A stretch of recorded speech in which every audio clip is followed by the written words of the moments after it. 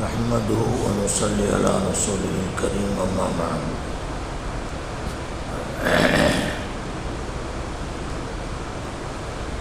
கண்ணியம் நிறைந்த பெரியோர்களே, சகோதரர்களே, இன்றைக்கு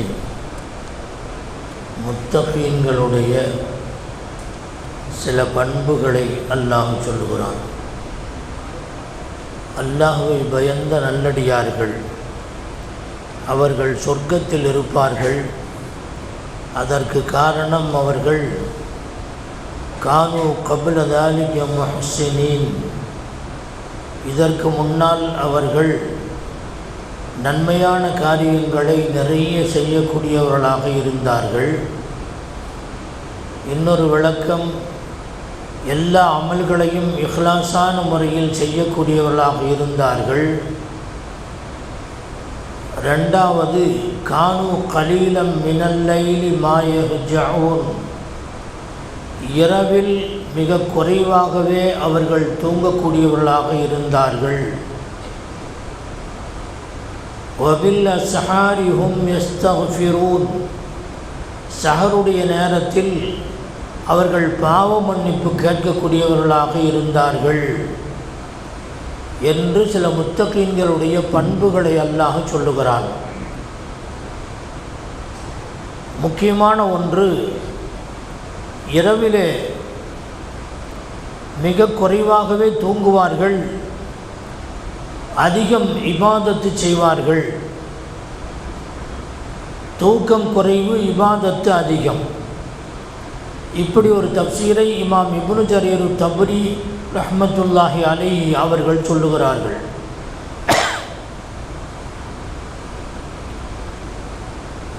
குறைவாக தூங்குவார்கள், இபாதத்துகளில் சிரமமெடுத்து இபாதத்து செய்வார்கள் என்ற ஒரு தப்சீரை ஹசனுல் பஸரி ரஹ்மத்துல்லாஹி அலைஹி அவர்கள் சொல்லுகிறார்கள். தூக்கம் வந்தாலும் எப்படியாவது அந்த தூக்கத்தை முறியடித்து விட்டு இபாதத்துகளிலே தன்னை ஈடுபடுத்தி கொள்ளக்கூடியவர்கள் அந்த முத்தகீன்களாக இருந்தார்கள் என்று ஹசன் பஸரி ரஹ்மத்துல்லாஹி அலைஹி அவர்கள் சொல்லுகிறார்கள். இப்னு அப்பாஸ் ரலியல்லாஹு அன்ஹு இதற்கு விளக்கம் சொல்லுகிற போது, இரவு நேரங்களிலே கடைசி நேரத்திலே தான் எழுந்து இபாதத்து செய்ய வேண்டும், தொழ வேண்டும் என்பது இல்லை. ஆரம்ப இரவு, அதாவது 8 மணி 9 மணி என்று இப்போது நாம் தொழுகின்ற இந்த நேரம், ஆரம்ப இரவு, நடு இரவு 12 மணி சுமார், அதற்கு பிறகு கடைசி பகுதி தஹஜ்ஜுடைய சஹருடைய நேரம். எந்த நேரத்தில் இபாதத்து செய்தாலும் இந்த ஆயத்துக்கு அவர்கள் உட்படுவார்கள் என்று இப்னு அப்பாஸ் ரலியல்லாஹு அன்ஹு அவர்கள் சொல்லுகிற போது, முடியாதவர்கள் மக்ரிபுக்கு பின்னால் இருந்தே நின்று இபாதத்து செய்யக்கூடியவர்களாக, அவாபின் தொழுகக்கூடியவர்களாக, நஃபிலான இபாதத்துகளை நிறைய செய்யக்கூடியவர்களாக, இஸ்திக்ஃபார் செய்யக்கூடியவர்களாக இருந்தார்கள் என்றால் அவர்களையும் இந்த ஆயத்தை எடுத்துக்கொள்ளும். கானு கலீலம் மினல் லைலி மா யஹ்ஜஊன். ஆனால் குறைவான தூக்கம், நிறைவான இபாதத்து என்பது நம்முடைய சாதாரண நடைமுறைக்கு மாற்றமான ஒன்று. இரவு நேரங்களிலே அதிகமாக தூங்குவோம், இபாதத்து செய்வதென்பது குறைவாகத்தான் இருக்கும். ரமலானுடைய மாதத்திலே அதனுடைய சிறப்பை அனுசரித்து அதிகமாக இபாதத்து செய்வதும் மிக குறைவாக தூங்குவதும் தங்களுடைய பழக்கத்தை மாற்றிக்கொள்ளுகிறோம் நாம். ஆனால் இந்த முத்தகீன்கள் காலமெல்லாம் இப்படித்தான் இருப்பார்கள். பெருமானார் ஸல்லல்லாஹு அலைஹி வஸல்லம் அவர்கள் இரவனுடைய முன்பகுதி அல்லது நடுப்பகுதி அல்லது கடைசி பகுதியில் இபாதத்து செய்வார்கள். ஆக இரவை முழுவதும் தூங்குவதற்கென்று பயன்படுத்த மாட்டார்கள். இரவை 3 பகுதிகளாக பிரிப்பார்கள். ஒன்று இபாதத்துக்கென்று, ஒன்று தூக்கத்திற்காக வேண்டி, மற்றொன்று மனைவிமாரிடத்திலே இருப்பதற்காக வேண்டி. இப்படி 3 வகையாக நாயகம் ஸல்லல்லாஹு அலைஹி வஸல்லம் அவர்கள் பிரிப்பார்கள். அதில் இபாதத்துக்கென்று பிரிக்கப்படுவது பெரும்பாலும் பிற்பகுதியாக இருக்கும், சில நேரத்திலே நடுப்பகுதியாகவும் இருக்கும், சில நேரத்திலே பகுதியாகவும் இருக்கும். ஆக இப்னு அப்பாஸ் ரலியல்லாஹு அன்ஹு அவர்கள் அதைத்தான் சொல்லுகிறார்கள். நாயகம் அவர்களுடனே பலமுறை நான் தொழுதிருக்கின்றேன். அவர்கள் சில நேரத்திலே நடுநிசையிலே எழுந்து தொழுவார்கள், பெரும்பாலும் கடைசி பகுதியிலே எழுந்து தொழுவார்கள். நான் அவர்களுக்கு பின்னாலே பின்பற்றி தொழுதிருக்கின்றேன் என்று இப்னு அப்பாஸ் ரலியல்லாஹு அன்ஹு அவர்கள் அறிவிக்கின்றார்கள். இரவு நேரத்திலே மிக குறைவாக தூங்குவது என்பது இபாதத்துகளை திக்ர்களை அதிகப்படுத்துவதற்காக வேண்டித்தான் இருக்க வேண்டும். பாவங்களை அதிகமாக செய்து அடுத்தவர்களை குறை பேசி அரட்டைகள் அடித்து அரசியல் போன்ற தேவையில்லாத விவகாரங்களை எல்லாம் கொண்டு வந்து நாசத்தை நமக்கு நாமே அள்ளி போடுகின்ற மிக மோசமான ஒரு சூழ்நிலையை இது எடுக்கவே எடுக்காது. இது முத்தகீன்களுடைய கூட்டத்திற்கு பக்கத்தில் கூட நெருங்க மாட்டார்கள். ஏனென்றால் அவர்களுடைய நோக்கம் இரவிலே அதிகமாக விழிக்கின்றார்கள். எதற்காக? இபாதத்துக்காக அல்ல, பாவம் செய்வதற்காக வேண்டி. அடுத்தவர்களை குறை பேசி பாவ மூட்டைகளை சுமந்து கொள்ளுவார்கள். நேரத்தை இஸ்ராஃப் செய்து பாவ மூட்டைகளை சுமந்து கொள்ளுவார்கள். அடுத்தவர்களுடைய மனதை நோகடித்து பாவ மூட்டைகளை சுமந்து கொள்ளுவார்கள். உடலுக்கு தேவையான உறக்கத்தை, ஒரு ராகத்தை அவர்கள் குறைத்து கொண்டு தேவையில்லாமல் சிரமங்களை எடுத்துக்கொண்டு பகல் நேரங்களிலே தொழுவதிலே கவனம் இல்லாமல் இருப்பார்கள், அல்லது தொழுகையை விடக்கூடியவர்களாக இருப்பார்கள், அல்லது தொழுகைக்கு தாமதமாக வரக்கூடியவர்களாக இருப்பார்கள். ஆக முக்கியமான தொழுகைகள் நாசப்படுகிற அளவுக்கு இரவு நேரத்தை பயன்படுத்தி அவர்கள் தங்களுடைய இபாதத்தை கெடுத்து கொள்ளுவார்கள்.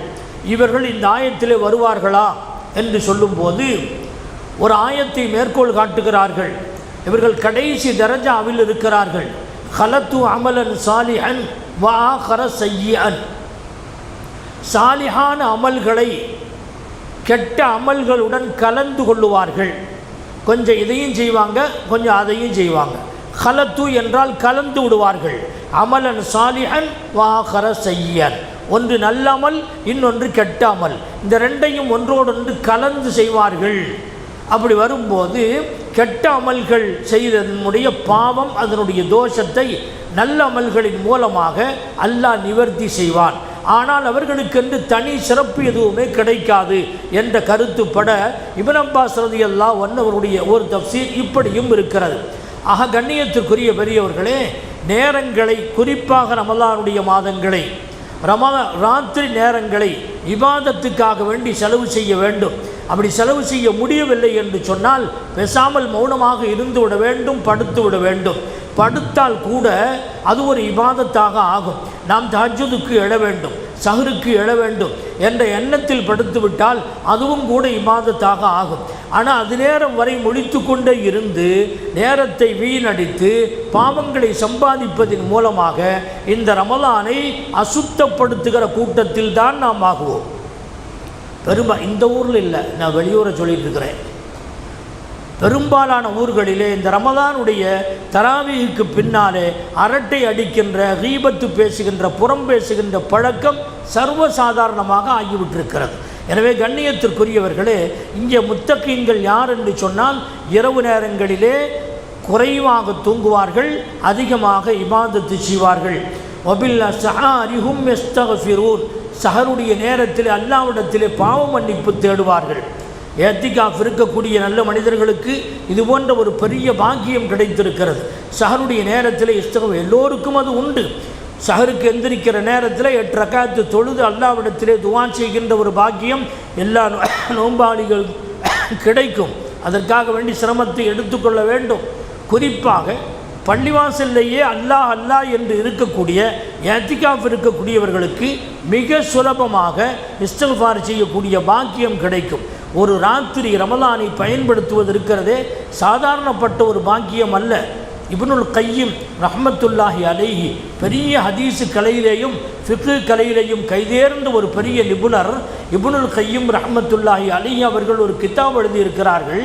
அதில் ரமலானுடைய சிறப்பை எழுதி வருகிற போது இப்படி ஒரு வாசகம் எழுதுகின்றார்கள்.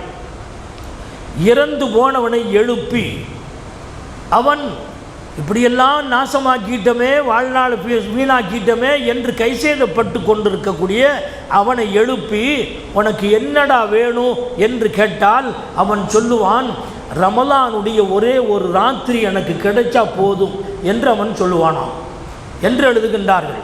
ரமலானுடைய ஒரு ராத்திரி கிடைச்சா போதும், அந்த நேரத்தில் செய்ய வேண்டிய எல்லா அமல்களையும் செய்து அல்லாஹ்வுடைய நெருக்கத்தை நான் பெற்றுக்கொள்வேன் என்று அவன் சடலத்தை எழுப்பி கேட்டால் அவன் இப்படி சொல்லுவான் என்று இப்னுல் கய்யிம் ரஹ்மத்துல்லாஹி அலைஹி அவர்கள் மேற்கோள் காட்டுகிறார்கள்.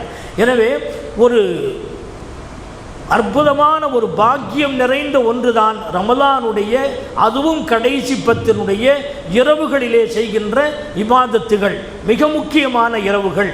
அதிலே லைலத்துல் கத்ர் 21, 23, 25, 27 இவைகளிலே இருக்கிறது என்று பெருமானார் ஸல்லல்லாஹு அலைஹி வஸல்லம் அவர்கள் சொல்லி இருக்கின்றார்கள். அதற்காக வேண்டி பெருமானார் அவர்கள் ஒத்தப்படை மட்டுமல்ல, பெருமானாரை பற்றி எழுதப்படுகிறது, அவர்கள் வரிந்து கட்டி கொள்வார்கள். ஷத்தமீசரஹு, தங்களுடைய கீழ் அங்கியை வரிந்து கட்டி கொண்டு செயல்படுவார்கள். ரொம்ப அதிகமாக இபாதத்து செய்வார்கள். ஷத்தர மீசரஹு வஹியா லைலஹு, இரவை ஹயாத்தாக்குவார்கள். வஐகல் அஹ்லஹு, குடும்பத்தில் உள்ளவர்களை எழுப்பி விடுவார்கள். அவங்க சாதாரணமாக தஹஜ்ஜுதுக்கு ராத்திரி நேரத்தில் எந்திரிச்சாங்கன்னு சொன்னால் லேச கதவனுடைய சப்தமோ அல்லது நடக்கின்ற அரவமோ கேட்டு தூக்கத்தில் இருக்கக்கூடிய மனைவியோ மற்றவர்களோ முழித்துவிடக்கூடாது என்பதற்காக வேண்டி யாருக்கும் தெரியாமல் மிக அமைதியாக, கால் அரவங்கூட தெரியாமல், சப்தம் இல்லாமல் மிக மௌனமாக செல்லக்கூடிய ரசூலுல்லாஹி ஸல்லல்லாஹு அலைஹி வஸல்லம் ரமலானுடைய இந்த கடைசி பத்திலே 21, 22, 23, 22 ஒத்தப்படையாக இருந்தாலும் சரி, ரெட்டப்படையாக இருந்தாலும் சரி, அஹ்யா லைலஹு வஐகல் அஹ்லஹு, ராத்திரியெல்லாம் ஹயாத்தாக்குவார்கள். குடும்பத்தை எந்திரின்னு சொல்லி எழுப்பிவிடுவான். அடை மற்ற நாள்களில் சிரமம் கொடுக்கூடாதுன்னு நினைச்சாங்களே, இல்லை, ரமலானை பொறுத்தவரையில் எழுப்பிவிட்டு அவர்கள் என்ன நினைத்தாலும் சரி அவர்களை எழுப்பி விட்டு தொழுக சொல்லுவார்கள், இபாதத்து செய்ய சொல்லுவார்கள். மற்ற மாதங்களுக்கும் ரமலானுடைய மாதத்திற்கும் இடையில் ஒரு பெரிய வித்தியாசத்தை காட்டுவார்கள். முடிந்தவரை இரவுகளை இந்த ஒத்தப்படை அல்லது இரட்டப்படை இந்த 10 நாட்கள் இருக்கிறதே ஒரு பெரும் பாக்கியம். அந்த நாட்களை நாம் பயன்படுத்தி கொள்ள வேண்டும். முடிந்தவரை அந்த 21, 23 ஒத்தப்படை இரவுகள் இருக்கிறதே அதையாவது நாம் பயன்படுத்த வேண்டும். அல்லாஹ்விடத்திலே துஆ செய்து கொண்டே இருக்க வேண்டும். இரவு நேரம் தனியாக தொழுவது சிறப்பு, ஜமாஅத்தாக தொழுவது மக்ரூஹ். நாம் எல்லாம் ஹனஃபி மதுஹபை பின்பற்றக்கூடியவர்கள். ஹனஃபி மதுஹபை பொறுத்தவரையில் ஃபர்லான தொழுகைகளை ஜமாஅத்துடன் சேர்ந்து தொழுகுங்கள். ஃபர்லான ஹஜ்ஜை எல்லோருக்கும் தெரியுது போல எல்லாருக்கும் சொல்லி விளம்பரப்படுத்தி வேண்டுமானாலும் செய்யுங்கள், தப்பில்லை. ஏன்னா ஒருத்தனை பார்த்து இன்னொருத்தனை ஹஜ்ஜு செய்யணுங்கிற ஆசை ஏற்படும். இது ஃபர்தில். ஜக்காத்து கொடுக்கிற போது ஒரு கைக்கு தெரியாமல் இன்னொரு கையில் மடித்து கொடுக்கறது அதெல்லாம் செய்ய வேண்டியதில்லை. ஜக்காத்துன்னு சொன்னால் பகிரங்கமாக கொடுங்க. ஒருத்தர் கொடுக்கறத பார்த்து இதுபோல் நாமளும் கொடுக்கணும் அப்படிங்கிற எண்ணம் அவருக்கு பிறக்க வேண்டும். ஃபர்லானதை வெளிப்படையாக செய்யுங்கள். ஃபர்லான நோன்பை நான் நோன்பு வைக்கிறேன் என்று சொல்லுங்கள், தப்பில்லை. எந்த இபாதத்தாக இருந்தாலும் ஃபர்லான இபாதத்துகளை வெளிப்படையாக செய்ய சொல்லி அல்லாஹ்வே என்ன செய்திருக்கிறான், வர்கஉ மஅர்ராக்கீன், ஜமாத்தில் வந்து தொழுகு. எல்லாருக்கும் தெரிகிற மாதிரி பள்ளிவாசலில் வந்து ஜமாத்தோட தொழுகு. ஃபர்லான தொழுகையை வெளிப்படுத்தி தொழுக வேண்டும். ஆனால் நஃபிலான இபாதத்தை நான் இருக்கிறேன், என்னுடைய ரப்பு இருக்கிறான், அவ்வளோதான். நான் என் ரப்பு அல்லாஹ்வோடு ரகசிய தொடர்பு. அது ரகசியமான ஒரு தொடர்பு, ரகசியமான ஒரு சந்திப்பது. அதிலே வேறு யாரையும் கூட்டு சேர்ப்பது நல்லதல்ல. இமாம் அபூ ஹனீஃபா ரஹ்மத்துல்லாஹி அலைஹி ஆகட்டும், ஹனஃபி மذஹபை சார்ந்த எல்லா ஆலிம்களும் சொல்லுகிற கருத்து, தனியாக நஃபில் தொழுகிறது, ஜமாஅத்தாக தொழுகிறது மக்ரூ. ஹரமில் நடக்குது, மக்காவில் நடக்குது, மதீனாவில் நடக்குதுன்னு சொன்னால் அது ஹம்பலி மதுஹப் படி அது கூடும். ஹம்பலி மதுஹப்பில் அந்த மாதிரி வைக்கலாம், தொழுகின்றார்கள்.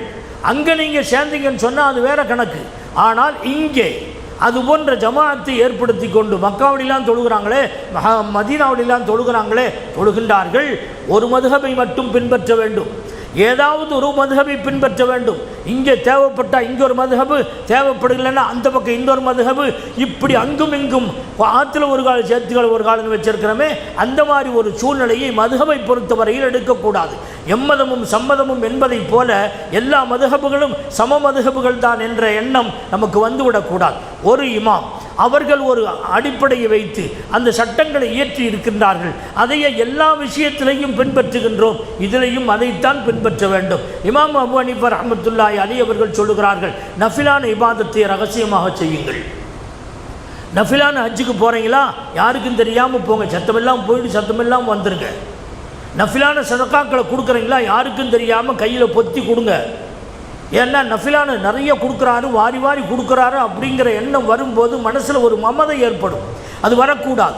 நஃபிலான இபாதத்து. அதே போல் தஹஜ்ஜுது தொழுகிறது, தஹஜ்ஜுத் 4 பேருக்கு தெரிகிற மாதிரி தஹஜ்ஜுத் தொழுகிறது, 4 பேருக்கு தெரிகிற மாதிரி அவ்வாபின் தொழுகிறது, 4 பேருக்கு தெரிகிற மாதிரி இஷ்ராக்கு தொழுகிறது. நஃபிலான இபாதத்துகளை அடுத்தவர்களுக்கு காட்டுகிற போது இவனெல்லாம் தொழுகலை, நம்ம தானே தொழுகிறோம் அப்படிங்கிற ஒரு எண்ணம், ஒரு மமதை கல்விலே வந்துவிடும். வந்துச்சுன்னா எல்லா தொழுகையும் சேர்ந்து நாசமாக்கிடும். ஆகையினால் 4 பேருக்கு இடையிலே ஜமாஅத்தாக தொழுகிறது என்பது இந்த கியாமுல் லைலை பொறுத்தவரையில் மக்ரூஹான ஒன்று. அதற்கு நூருல் இலாஹ் என்று ஒரு ஃபிக்ஹினுடைய கிதாப் இருக்கிறது, அதனுடைய விரிவுரை மராக்கில் ஃபலாஹ் அப்படின்னு ஒரு கிதாப் இருக்குது. அதில் ஒரு ஃபத்வாவை எழுதப்பட்டிருக்கிறது, 104வது பக்கத்தில் அந்த கருத்து எழுதப்பட்டிருக்கிறது. ரமலானுடைய காலங்களிலே வித்ரை ஜமாஅத்தாக தொழுகலாம், ரமலான் அல்லாத காலங்களிலே வித்ரு தொழுவது. அதே போன்று ரமலானாக இருந்தாலும் சரி, ரமலான் அல்லாத காலமாக இருந்தாலும் சரி, நஃபில்களை ஜமாஅத்தாக தொழுவது மக்ரூஹ் என்று எழுதி வைத்திருக்கின்றார்கள். எனவே ரமலான் முடிந்து விட்டால் அந்த ரமலானிலே வித்ரை கூட விட்டு விடுவதுதான் நல்லது என்ற கருத்தை எழுதப்பட்டிருக்கிறது. ஷம்சுல் இம்மத்து சர்ஹசி ரஹ்மத்துல்லாஹி அலைஹி ஒரு மகான், ஹனஃபி மத்ஹபை சேர்ந்தவர்கள், அவர்கள் சொல்லுகின்றார்கள், ஃபீமா இதா கான ஃபீ இதா லம் யகுன் ஃபீஹி ததாஇ, அதாவது ரமலானில் தொழுகு வைக்கலாமா, தொழுகலாமா, கியாமுல் லைல் ஜமாஅத்தா தொழுகலாமா, தொழுகலாம். எப்போ ததாஇ இல்லைன்னா தொழுகலாம். ததாஇன்னா என்ன? ததாஇக்கு விளக்கம் தருகிறார்கள். சுமார் 4 பேர் இருக்கணும், 3 பேர் 4 பேர் இருந்தாங்க, எதேச்சியாக வந்து கூட்டிட்டாங்க, அவங்கள வச்சு ஜமாஅத்து செய்கிறது தப்பில்லை. இது அடிப்படை காரணம் என்னன்னா, அனஸ் ரலியல்லாஹு அன்ஹு நபி அவங்கள கூப்பிட்டாங்க, யா ரசூலல்லாஹ் எங்கள் வீட்டுக்கு வாங்க, தாங்க இந்த இடத்துல எங்கேயாவது ஒரு இடத்துல தொழுகுங்க, அந்த தொழுத இடத்த நாங்கள் பரக்கத்தாக ஆக்கி கொள்ளுவோம் அப்படின்னு சொன்னாங்க. ரசூலுல்லாஹ் வந்தார்கள், எங்கே தொழுகணும்னு பார்த்து கேட்டாங்க, ஒரு இடத்துல கட்டினாங்க, அந்த இடத்துல தொழுதாங்க. அங்கே விருந்து ஏற்பாடு செய்யப்பட்டிருந்துச்சு. அனஸ் ரலியல்லாஹு அன்ஹு இருந்தாங்க, இப்போ அபீ முலைக்கா அவங்க இருந்தாங்க, அவங்களுடைய தம்பி இருந்தாங்க, உம்மு முலைக்கா அவங்களுடைய தாயினுடைய தாய் அவங்களும் இருந்தாங்க. இப்போ அவங்க பின்னால் நின்றாங்க, சிறுவர் 2வது சஃபில் நின்றார், அனஸ் ரலியல்லாஹு அன்ஹு முதல்ல நின்றாங்க. இப்போ அனஸ் ரலியல்லாஹு அன்ஹு அவருக்கு பின்னால் இவங்க 2 பேர் நஃபில் தொழுக. ஆனால் இது ஏற்பாடெல்லாம் செய்யலை, ததாஇ என்கிற முறையிலே ஏற்பாடுகள் எதுவுமே செய்யவில்லை, எதேச்சியாக வந்து கூடுகின்றார்கள். அப்படி கூடுறது ஜாயிஸு, கூடும். அதே போல் இத்பான் இப்னு மாலிக் ரலியல்லாஹு அன்ஹு ஒரு அன்சாரி சஹாபி, அந்த இத்பான் ரலியல்லாஹு அன்ஹு அவர்கள் ரசூலுல்லாஹ்ட்ட போய் கேட்டாங்க, யா ரசூலல்லாஹ் தாங்க என் வீட்டுக்கு வாங்க, வந்து தொழுகு வச்சு அந்த இடத்த பரக்கத்துள்ளதாக ஆக்கிட்டு போங்க அப்படின்னு கேட்டாங்க. போனாங்க ரசூல் ஸல்லல்லாஹு அலைஹி வஸல்லம். அவங்க போகும்போது சில சஹாபாக்கள் பின்னாலேயே வந்துட்டாங்க, எங்கே தொழுகணுன்ட்டாங்க, இங்கே தொழுகணும். ஒரு இடத்த ஏற்பாடு பண்ணி வச்சுருந்தாங்க, அந்த இடத்துல தொழுதாங்க. நஃபில் தொழுகனா ஜமாஅத்து நடந்துச்சு, சேர்ந்து தொழுதார்கள். இந்த ஹதீஸை அடிப்படையாக வைத்து ஜமாஅத்தை நபி ஸல்லல்லாஹு அலைஹி வஸல்லம் அவர்கள் நஃபில் தொழுகையை இமாமத்து செய்தார்கள், பின்பற்றினார்கள் என்று சொன்னால் இதில் ததாஇ என்பது இல்லை. ததாஇ என்று சொன்னால் என்ன? ஏற்பாடு செய்து நீங்கள் வாங்க நீங்கள் வாங்க நீங்கள் வாங்கன்னு விளம்பரப்படுத்தி போர்டில் எழுதி போட்டு அல்லது நோட்டீஸ் போட்டு இந்த மாதிரி இந்த இடத்துல ஜமாஅத்து நடக்க போகுது வாங்கன்னு சொல்லி இந்த கூப்பாடு போடுறது இருக்குதல்ல, இந்த கூப்பிட்டு ஜமாஅத்து நடத்துறது அதுதான் மக்ரூஹ் என்று ஹனஃபி மத்ஹபில் சொல்லப்படுகிறது. யாராவது ஒருத்தர் 2 பேர் 3 பேர் 4 பேர் தான் அளவு சொல்லப்படுது. இந்த 3 பேர் 4 பேர் எதேச்சியாக வந்து சேர்ந்துட்டாங்க, அவங்கெல்லாம் தொழுதாங்க, அது வேறு விஷயம். ஆனால் இதற்கென்று தனி ஏற்பாடுகள் செய்வது ரமலான் காலமாக இருந்தாலும் சரி, ரமலான் அல்லாத காலமாக இருந்தாலும் சரி, மக்ரூஹ் என்று எழுதப்படுகிறது. இது விஷயத்திலே கவனமாக இருந்து கொள்ள வேண்டும். அல்லாஹு ஜல்ல ஷானு வ தஆலா புரிந்து அமல் செய்யக்கூடிய தௌஃபீக்கை தந்தருள்வானாக. ரப்பனா தகப்பல் துஆனா வ ஸலாத்தனா வ ஸியாமனா வ கியாமனா வ ருகூஅனா வ சுஜூதனா வ ததர்ருஅனா வ தகஷ்ஷுஅனா வ தம்மிம் தக்ஸீர அமாலினா இன்னக அலா குல்லி ஷைஇன் கதீர். ஸல்லி அலா நபி சய்யிதினா முஹம்மதின் வாலிஹி வ ஸஹ்பிஹி அஜ்மஈன் வல்ஹம்துலில்லாஹி ரப்பில் ஆலமீன். ஸல்லல்லாஹு